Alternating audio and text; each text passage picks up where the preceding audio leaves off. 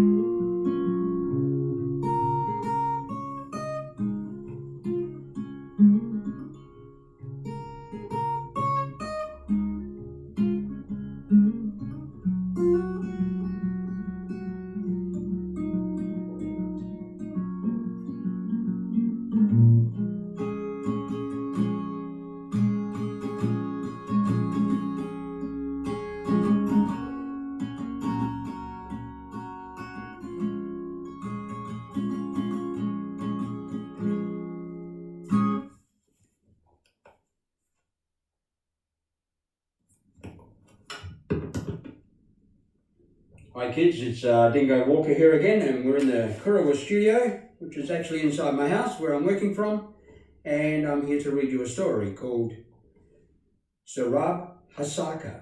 So sit down somewhere comfortable, relax, and let me see if I can get the message across to you. Okay, Zarab Hasaka.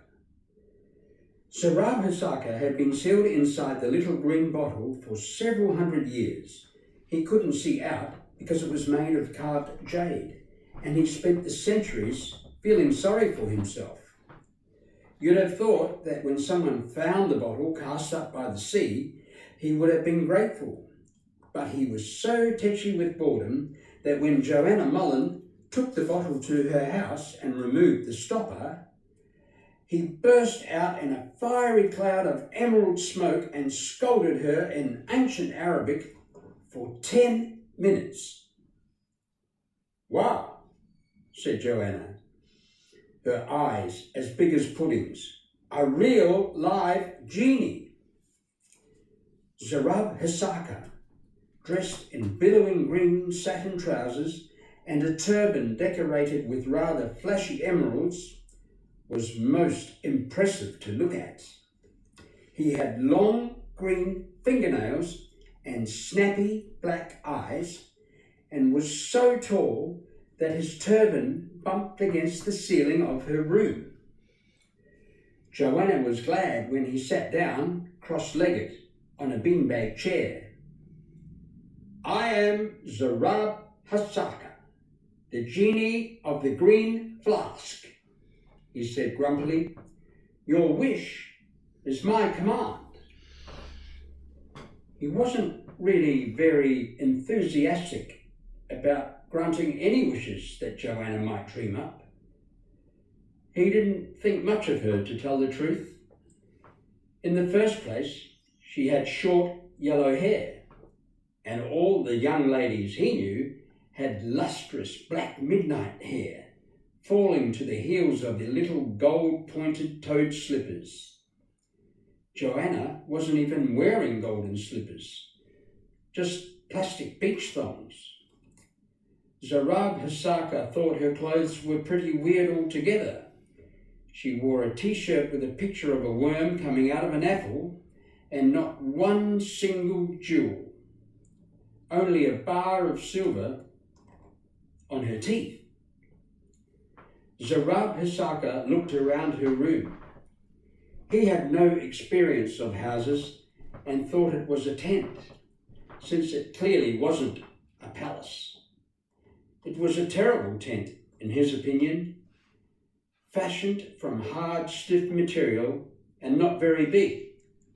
There wasn't one Persian carpet anywhere, and Zarab Hasaka thought it was well beneath his dignity to have his flask opened by such a lowly person.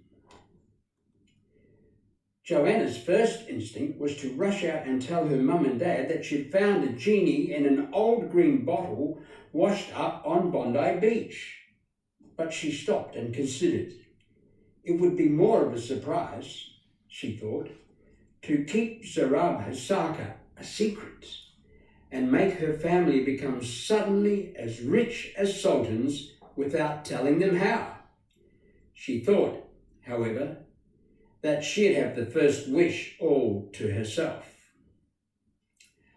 "I'd like a really terrific album collection, please," she said. "I wish one whole wall of my room was filled with albums." "Albums?" said Zarab Hasaka. "You know, records." The genie, rather insulted at being given such a pathetic little wish for his first assignment, twitched his green eyebrows. And in a blink, Joanna's bedroom wall was filled from the ceiling to the floor with large stone slabs. Joanna lifted one with difficulty and looked at it. It was covered with hieroglyphic pictures of people leading oxen and carrying dead ducks and making pottery. She thought it would be bad-mannered to show the genie that she was disappointed. "There are two little words called thank thee," Zarab Hasaka said sternly. "You should be grateful.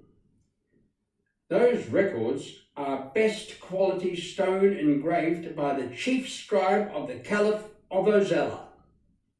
Thank thee. Those records are just great," Joanna lied. "I'll be careful not to scratch them."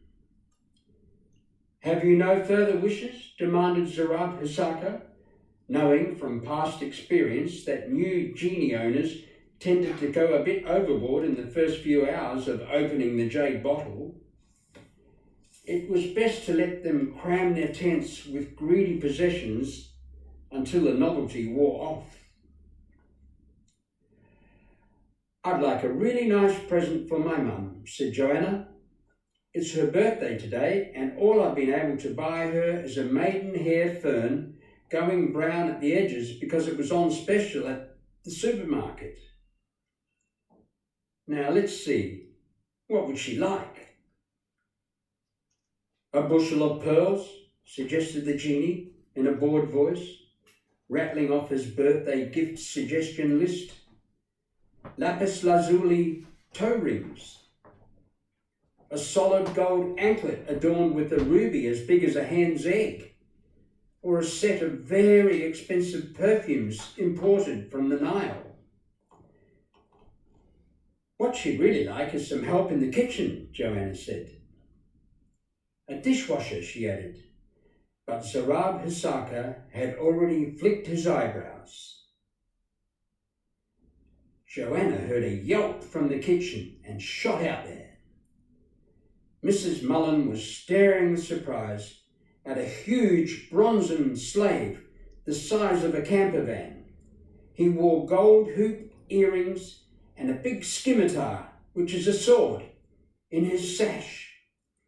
He showed Mrs. Mullen away from the table and was setting out his own personal collection of cooking utensils, all of them rather ancient and odd-looking.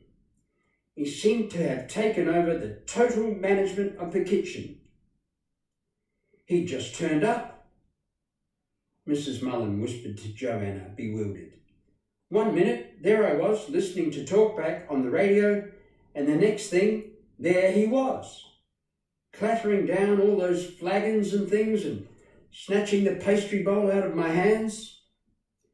I know I agreed at the high school that I'd let students come here and do work experience in cooking, but I never thought they'd send along a creepy-looking kid like that.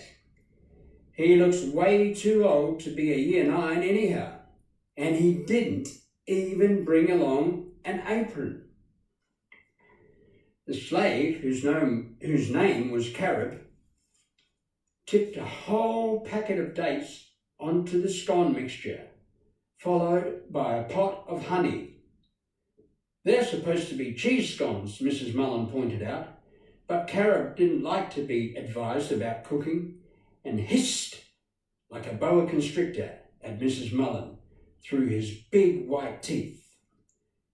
"I'll just see to the laundry," she said nervously. Joanna went back to Sarab Hasaka. "About the dishwasher in the kitchen," she began. "It's not the slave Carib to your liking?" Sarab Hasaka demanded, sounding so affronted that Joanna said quickly, "Oh yes, he's lovely. Could I have a present for my father too?" Sarab Hasaka thought privately that Joanna's father didn't deserve a present if he allowed his daughter to run around without wearing a face veil and no kohl eyeliner and not one jewel except a skinny band of silver across her teeth. "Dad won't want any records or a slave like Carib," Joanna said. "What he'd really like is his very own video." Sarab Hasaka looked blank. "He likes watching variety shows on TV," Joanna explained, "and musical comedy films, that sort of thing. You know, dancing and singing." "Oh, that," said Sarab Hasaka, and flickered his eyebrows. "Why didn't you say so in the first place?" Joanna went into the living room where her dad had gone to read the newspaper. But he wasn't there by himself. He was surrounded by 3 beautiful young ladies. One of them was fanning him with a palm branch. One was feeding him chubby velvet grapes off a silver tray. And the other one was dancing and singing. They all wore gauzy trousers caught up at the ankles and tops made from hundreds of little coloured sequins. They had lustrous dark hair and eyes and glittered with jewels. They even had a diamond each in their navel. Joanna's dad was looking quite surprised and had put aside his newspaper. "Kevin," said Mrs. Mullen, who had just come in from the laundry. "I don't know how they got in here," Mr. Mullen said hastily. "I didn't invite them. I don't even know them." Mrs. Mullen clearly didn't believe him. "I wouldn't mind if they were nice ladylike girls, but the way they're dressed, and in front of Joanna too," she said crossly. Joanna was thinking how smart the girls looked and was wondering if she could persuade her mum to let her buy an outfit the same. Gauzy pants and brief little tops made of gold threads and sequins. But she could tell by Mrs. Mullen's face that she wouldn't be allowed. Mr. Mullen tried to get up from his chair, but the girls wouldn't let him. One of them was rubbing perfumed lotion onto his bald spot, and one was sitting on his knee. "If you knew how silly you looked, Kevin," Mrs. Mullen said, annoyed, and marched outside to hang out the washing. Joanna went back to Sarab Hasaka. "That wasn't what I meant at all," she said. "Can't you change it?" "Change it? I'll have you know, those girls are the best dancers from the household of the Grand Vizier himself. Their names are Zada, Alzina, and Zenobia. And it wasn't easy getting them here, I can tell you that." "You'd better send them back," said Joanna. "I don't think my mother likes them." Once the shadow was cast by Sarab Hasaka, genie of the green flask, it rests forever upon the rock, the genie said smugly. Joanna sighed. Owning a genie was proving to be more complicated than she thought possible. "I don't think Mum will let him keep those dancing girls in the house," she said. that maybe she'll let him keep them out in the garage. Perhaps I'd better get a joint present for both of them to smooth things over. Something for the holidays. You can't think how crammed it is staying at Grandma's flat in Patonga. I think they're like a nice big caravan. Can you fix it? The genie shot her a pained green look and twitched his eyebrows. Joanna rushed away to look at the new caravan, but couldn't open the back door. Something was leaning against it, something quite large. So she climbed out through the laundry window and found out why the back door was so hard to open. The yard was full of camels, hitched up together, tail to nose, and they were laden with vats of oil, wineskins and other household goods, and what looked like a collapsible tent. Mrs. Mullen, squeaking with indignation, was trying to shoo them away from her clean washing. The whole yard smelled strongly of camel, and there were large spreading footprints patterning the vegetable bed. There were 2 men in charge of the camels, but they were squatting on the patio playing dice and couldn't speak English. I don't know how your Uncle Barry and Aunt Winifred are going to park their car in the drive tonight when they come for dinner, said Mrs. Mullen. I don't know what they're going to think. It was bad enough your father inviting all those hussies home, and now this. Perhaps the camels are being taken to a circus and they just stopped in here to have a rest, Joanna said guiltily. I'll go and telephone and find out. But instead, she climbed back into her room. Thanks very much for the camel train and the tent, Zarab Hisaka, she said. But the council might not let us keep them here permanently. Could you please send them back to where you got them? Once the shadow is cast, the rock is forever engraved, the genie said, glaring at her with his fierce black eyes. I am weary of telling you this. Are you not pleased with the magnificent camels gracing this miserable oasis? He looked so strict and terrible that Joanna nodded hastily, and he added, appeased, Your wish is my command. What is your bidding? Maybe I'll try a simpler wish, said Joanna. I haven't got anything for my 2 sisters yet. They're at tennis, but it would be nice to have a surprise present for them when they get back home. Angela always wanted some pet lizards, and Cheryl likes cats. Do you choose to waste my powers on so trivial a matter? Zarab Hisaka said disdainfully, but flicked his eyebrows, and Joanna went around the house searching for the new pets. The lizards were in the bathroom, 2 of them. There wasn't enough space for any more than that, because crocodiles take up a great deal of room. Joanna hurriedly slammed the door shut on their long, clicking jaws and yelled, Mum! Mrs. Mullen came and peeked cautiously around the door at the 2 large crocodiles slithering in and out of their beautiful blush-pink bathtub. Who put those creatures in there? She demanded.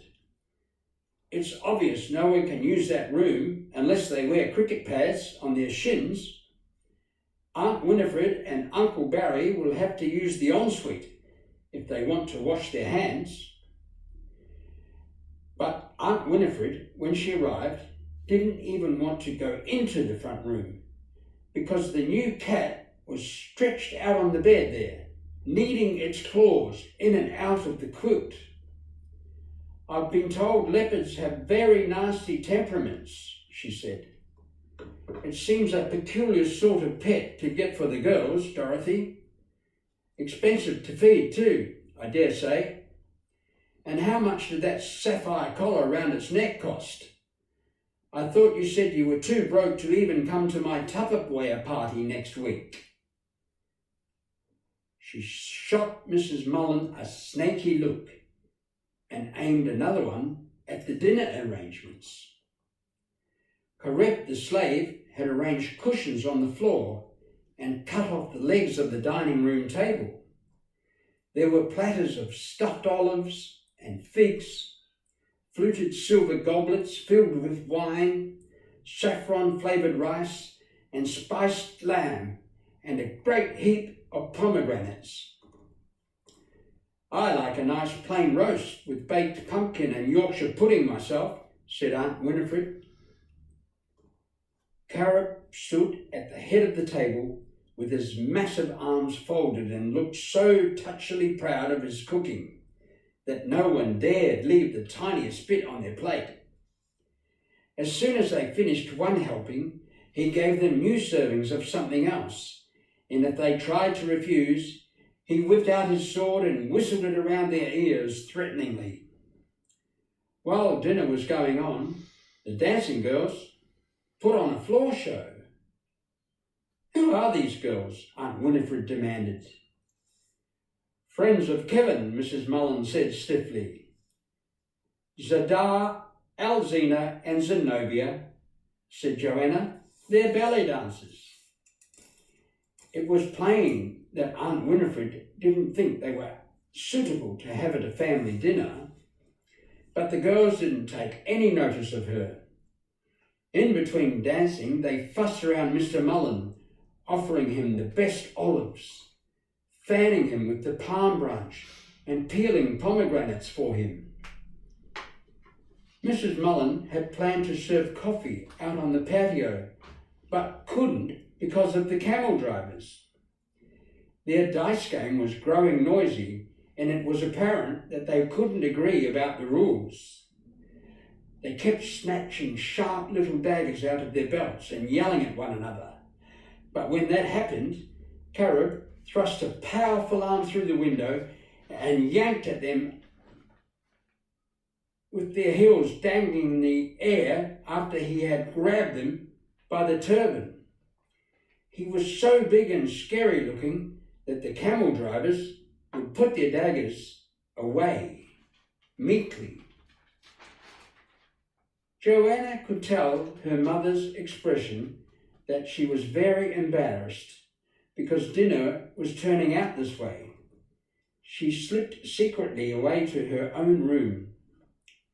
Your wish is my command, said Zarab Hisaka irritably as soon as she put her head around the door. I don't want any more presents, Joanna said.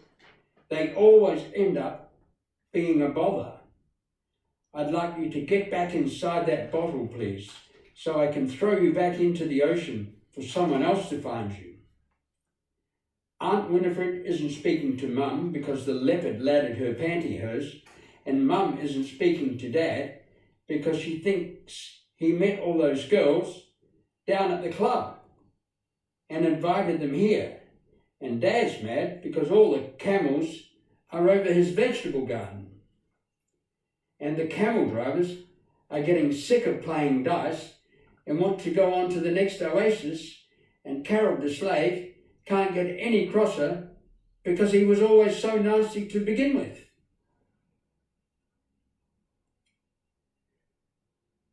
When the shadow is cast, began Zarab Hisaka pompously, looking down his nose at her. I know all about that. Please, won't you get back into that bottle? For hundreds of years, I had nothing to look at except green jade, said the genie. So boring. There is no way that you can get me back in there. I'm telling you, I am here for good. Oh, it's just too bad. I don't know what you had to give me all those terrible presents for, Joanna cried, stamping her foot. I just wish now I had asked for an ordinary old magic carpet. She heard the echo of a shriek from the living room and ran out there. The room was empty, and she stuck her head out of the window. Hovering some distance above the house roof was their wall-to-wall carpet. Luckily, the carpet wasn't heading off in any direction. It remained stationary, but it was clear that none of its passengers was enjoying the experience, except maybe the dancing girls. A date came plummeting down, followed by a sesame seed bun. "Don't make it dip down your side, Winifred," she heard her mum say. "You have us all tipped off onto the roof." "I told you not to buy your carpet from Grace Brothers," Aunt Winifred said crossly. "Everyone knows they sell poor quality stuff." "Joanna, fetch a ladder," her dad called down. And Joanna pushed away through the camels into the tool shed, but the ladder wasn't nearly long enough. She had to telephone the fire brigade, and they had to bring out a snorkel truck all the way from the main city station. The fire chief wasn't pleased about it at all, especially as there was no fire. He got everyone down from the carpet, giving them some very odd looks, but the carpet itself refused to be rescued. Every time the fire chief made a grab at it, it bobbed skittishly out of reach, so he had to leave it up there in the sky. "I could do with a nice cup of tea after all that," Mr. Mullins said when the fire truck left. But Carib only made some coffee so thick and so strong that it was like trying to drink mocha-flavoured concrete. "Can't we even get a decent cup of tea around this house anymore?" Mr. Mullen growled.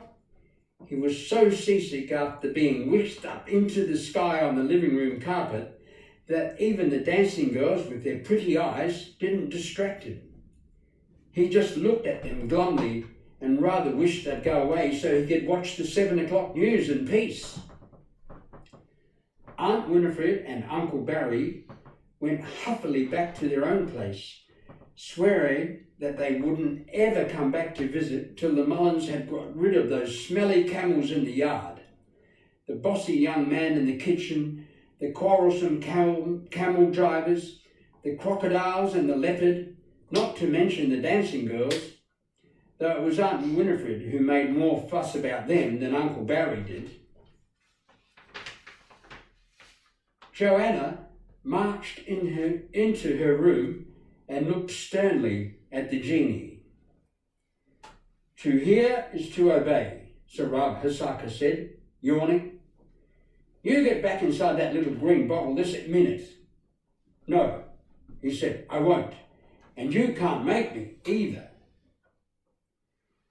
Joanna had no idea of how to set about cramming a large, imposing genie into a flask the size of a glass bottle against his will. And when she made a tentative snatch, he started to smoke and crackle alarmingly in a shower of green sparks. Joanna jumped back quickly. "Wouldn't you like a nice little sea cruise?" she said to him. "Not in a green jade flask," said Sarab Hisaka stubbornly.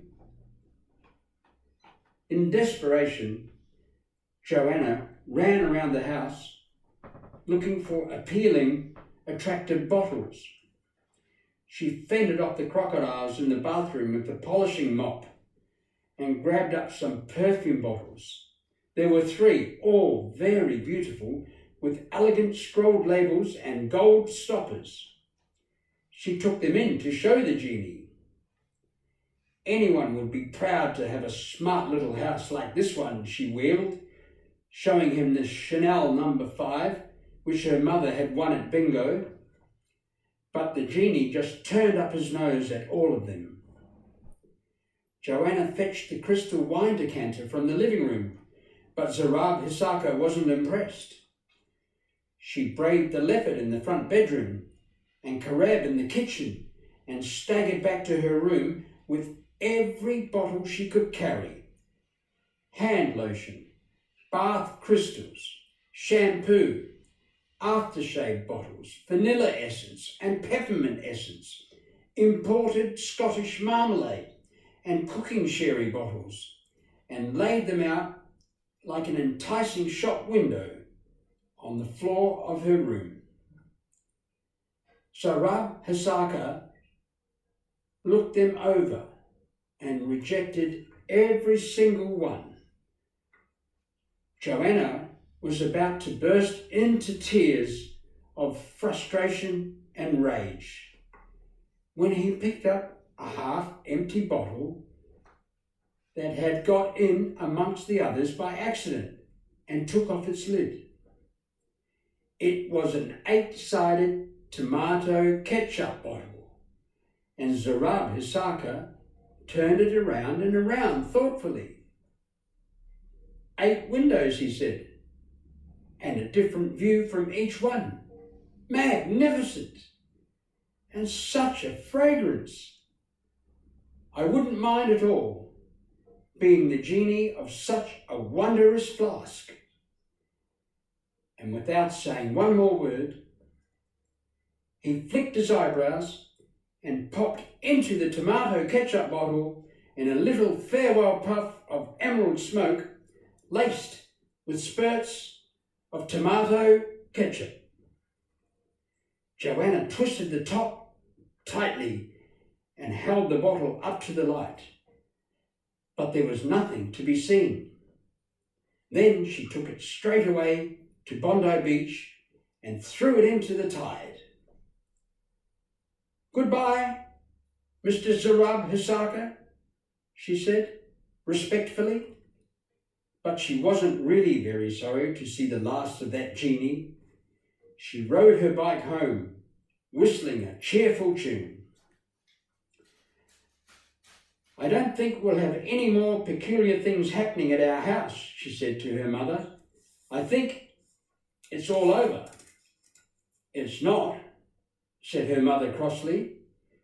"We have to get rid of a leopard with a sapphire collar, 2 crocodiles, 3 dancing girls, a work-experienced student with a bad temper and a scimitar, 2 bickering camel drivers, and a whole string of camels, plus a carpet floating above our house and interfering with the television reception.